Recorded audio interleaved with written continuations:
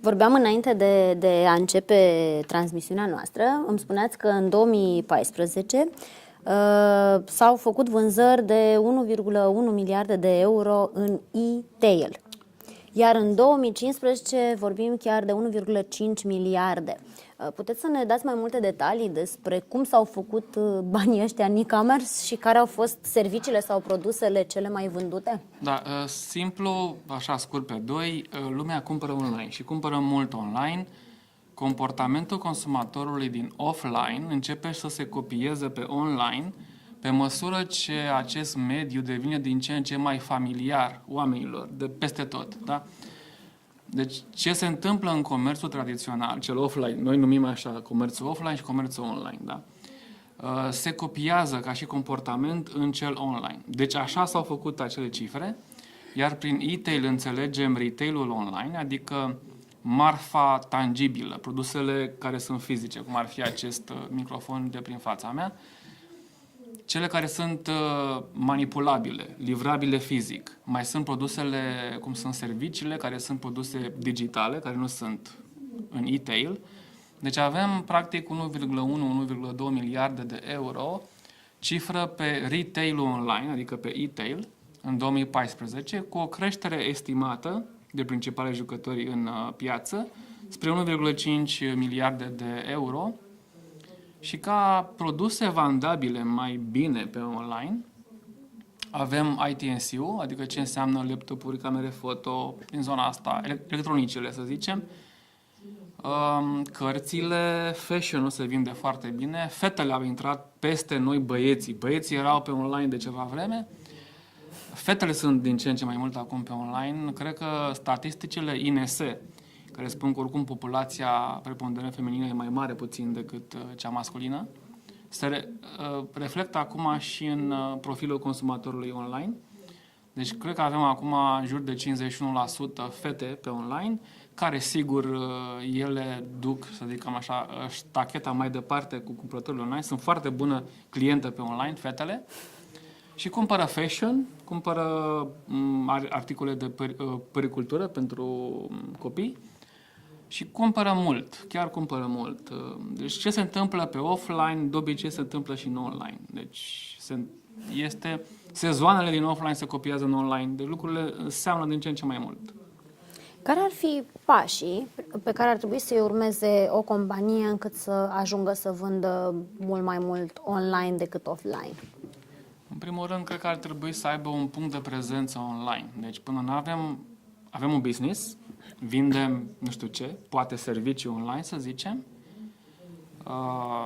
nu știu ce fel de servicii, dar vindem niște servicii sau niște produse, nu știu, vorbeam de apă sau de altceva.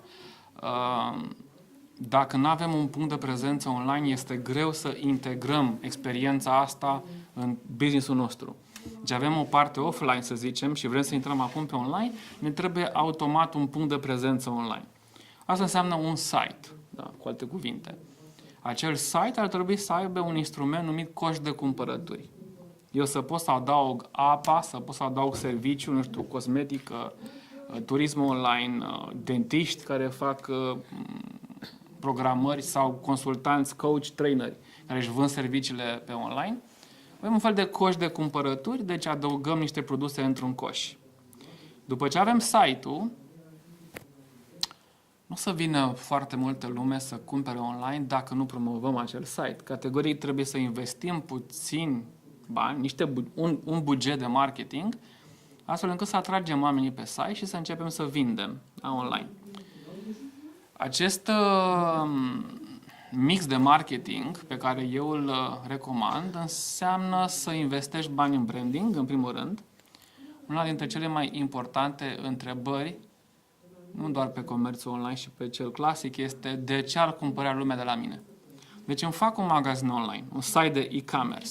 De ce ar cumpăra oamenii de la mine și nu de la concurență? Dacă nu răspund la această întrebare destul de importantă, aș zice eu, și n-am un diferențiator, sincer, e puțin cam greu să vinzi online. Pentru că lumea ești foarte ușor în mediul online, ești la un click distanță de competitorul tău. Deci eu ca și client, când caut un laptop și vreau să cumpăr un laptop online, este foarte ușor să ajung de pe site-ul X pe site-ul Y. Da? Pot să mă uit pe un comparator de prețuri, pot să mă uit pe orice, ajung foarte ușor. Și atunci acel diferențiator, acea frază care te definește pe tine, prin serviciile care le faci, în general acolo sunt ăștia, diferențiatorii, ajută foarte mult. Și atunci, după ce știi și de ce să vină la tine oamenii, adică care este acel diferențiator, n-ar fi rău să lucrezi deci la branding odată, 2, să aduci trafic plătit pe site și aici avem o groază de canale, AdWords-ul, Facebook-ul și așa mai departe. Și mai sunt canalele numite alte canale sau referrals, să le mai zicem noi, în limbaj de specialitate, cum ar fi comparatoarele de prețuri și site-urile sau blogării, da? Sunt în categoria de și alte resurse. E bine să faci un mix de marketing destul de diversificat, să nu stai într-un singur canal media, într-o singură investiție în online, să diversifici puțin lucrurile.